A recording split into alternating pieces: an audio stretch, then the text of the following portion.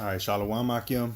First and foremost, we're going to start this lesson by giving all praises, honor, and glory to Yahweh, Ba'ashem, Yahweh Shai, Ba'ashem, Rakak Wadash.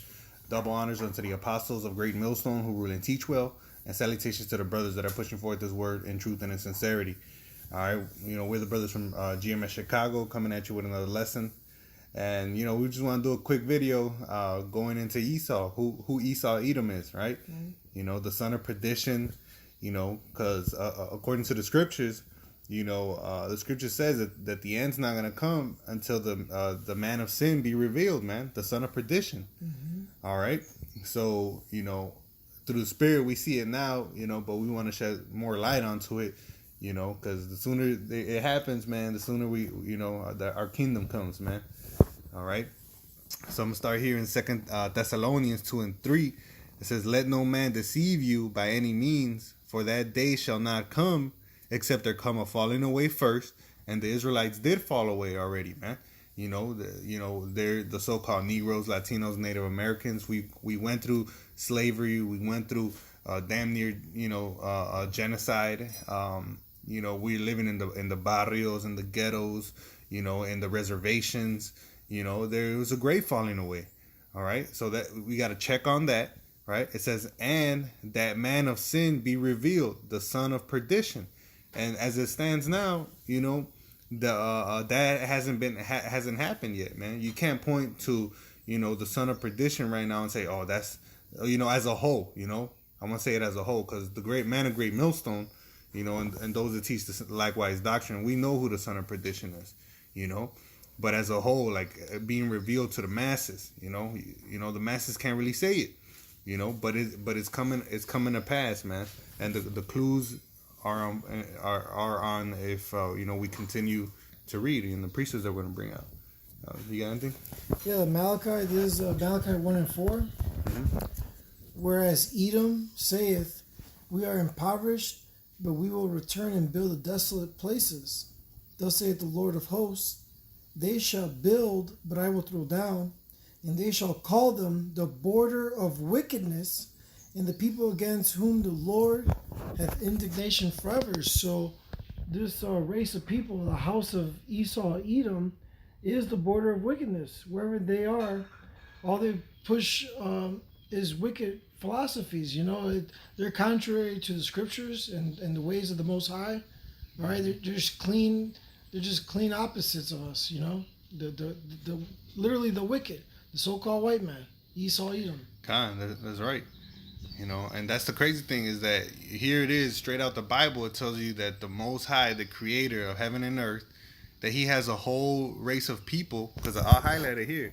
It says the people. It wasn't just talking about Esau, the one man. It was talking about the people who come from Edom. The Lord has indignation against them forever, man. And, right now the masses, they're not thinking that. They're not thinking there's a whole race of people out there that are the wicked. But if you look at the world as it is right now, which race of people out there has been working the most wickedness, man?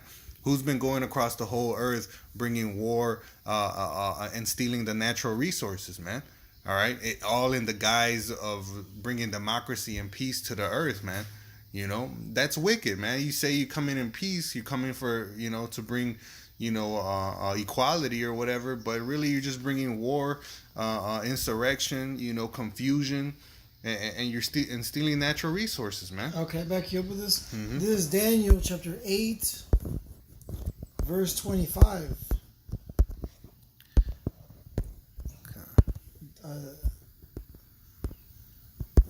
Go ahead.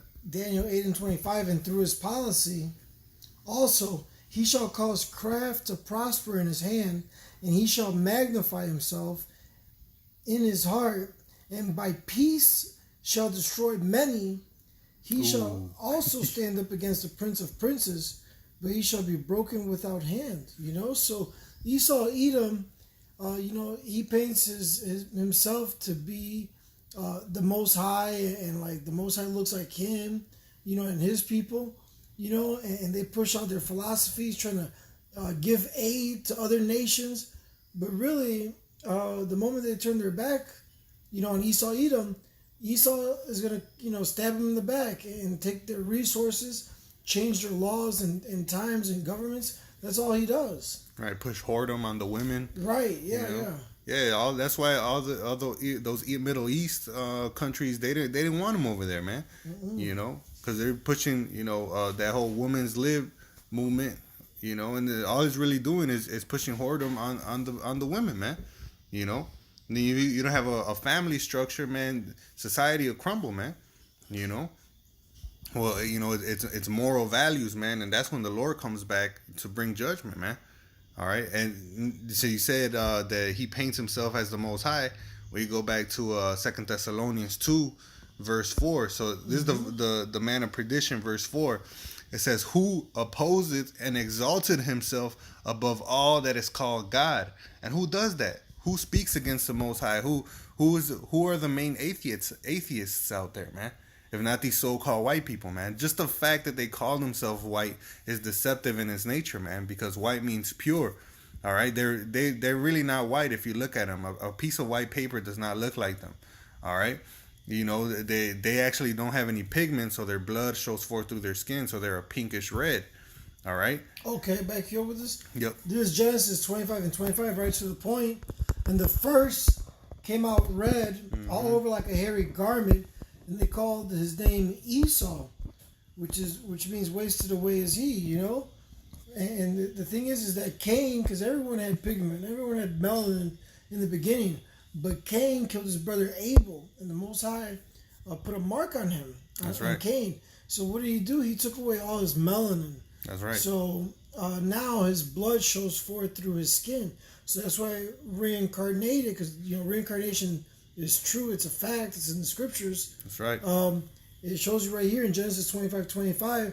Cain came back as Esau, and he was red all over it. He came along with that curse, so you could point him out and see who he is and his house.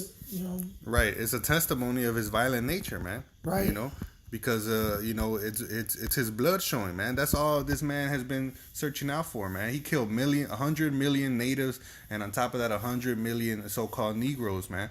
You got to have a violent nature in order to, because these were generations and generations that this system continued to go on, man, and it's still going on, man.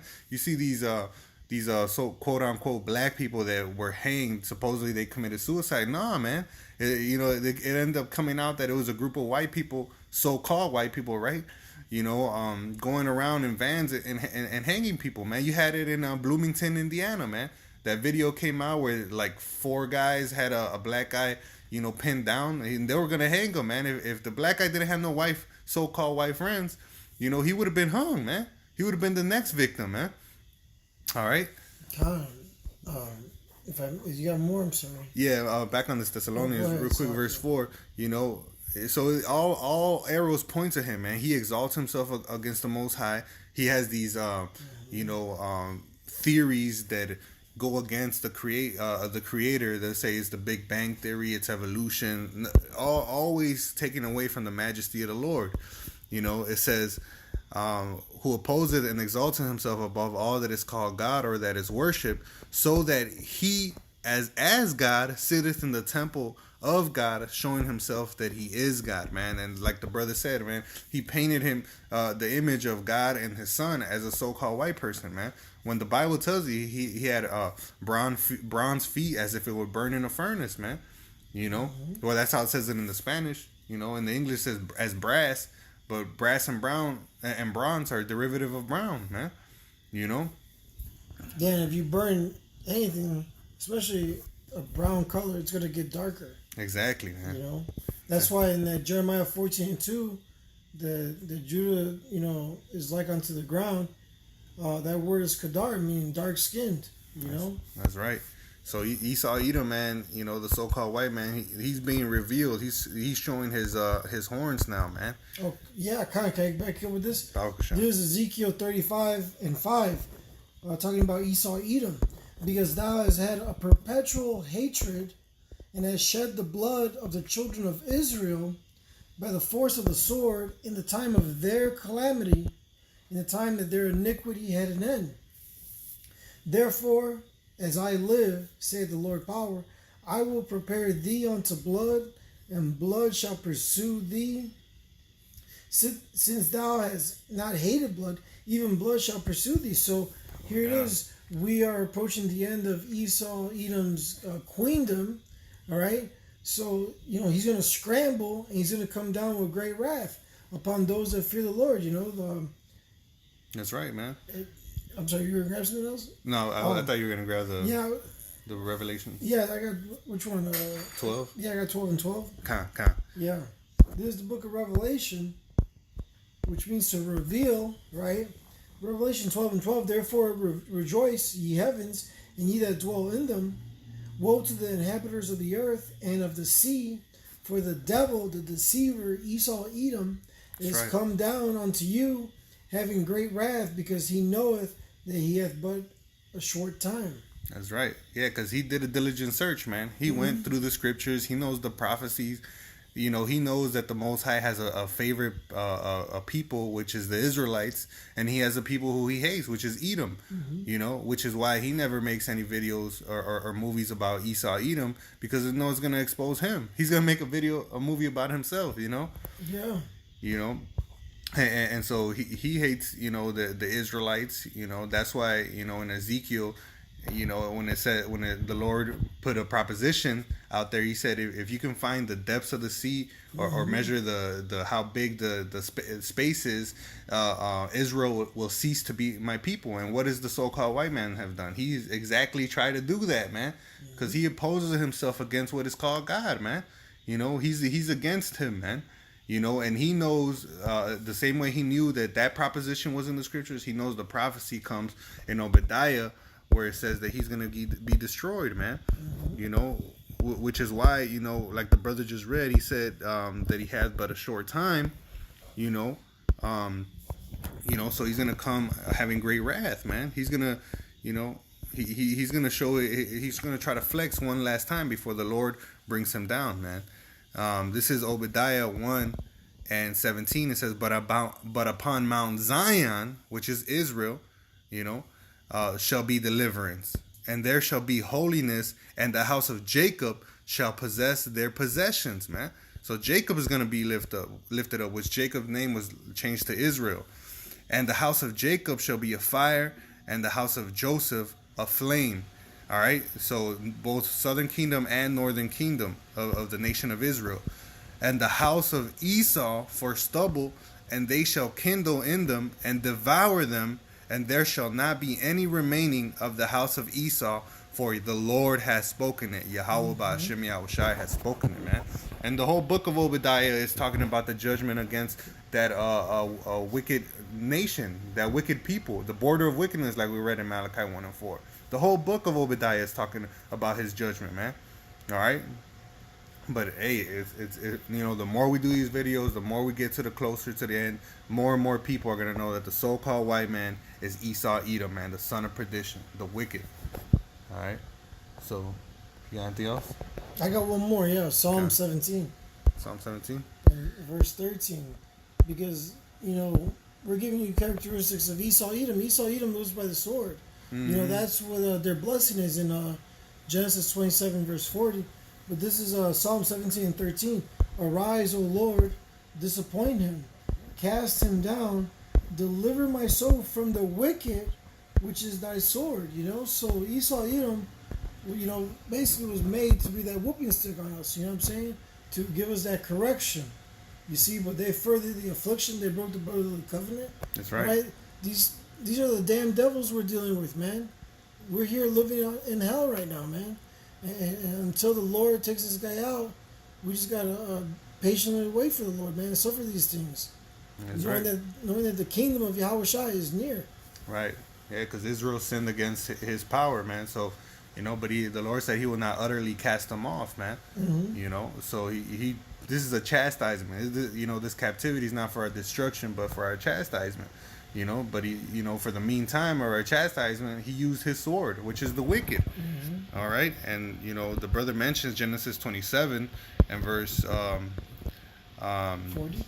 Verse 40. I'll read up verse 38 to prove that Esau had that blessing, is the sword. And who has the biggest military might now? You know, it's the so-called white people, whether it be the Americans or the Russians, man. They're all about that, man. You know, and we'll get the cunning hunter one as well. This is Genesis 27 and 38. It says, and Esau said unto his father, hast thou but one blessing, my father? Bless me, even me also, O my father. And Esau lifted up his voice and wept. And Isaac his father answered and said unto him, behold, thy dwelling shall be the fatness of the earth, and of the dew of heaven from above. And by the sword shalt thou live, and shall serve thy brother. You know, and ultimately, when the king, and the kingdom comes, you're gonna be serving us, man. You know, but this is talking about during the Dark Ages when when the Moors were ruling in Europe, and that's why they call it the Dark Ages, because dark people were ruling, man.